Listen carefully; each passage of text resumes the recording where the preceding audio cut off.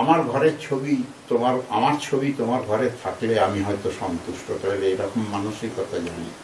ঘরে ছবি রাখি কার? আমরা যারা পথস্মরণীয়, যারা আমার আদর্শ, যারা আমার মানে একেবারে মনে করি পূজনীয় ব্যক্তি, সেই সব ব্যক্তি বিবেকানন্দ, রামকৃষ্ণ, সারদা মা, অরবিন্দ, যীশু খ্রিস্ট, বুদ্ধদেব, রবীন্দ্রনাথ, গান্ধীজি, এদের ছবি রাখে লোক। আমি তাই অনুভব করিনি।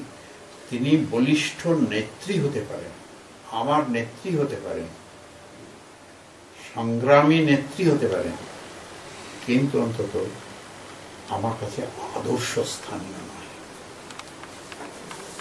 আমার কাছে তিনি মানে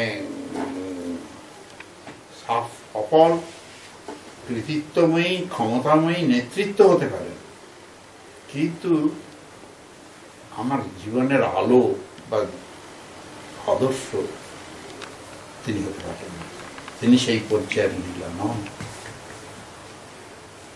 বলিষ্ঠ নেতৃত্ব আছে, যে সিপিএমকে হটিয়ে দিতে পেরেছে, কোটি কোটি মানুষকে যিনি তার অনুগত করতে পেরেছে।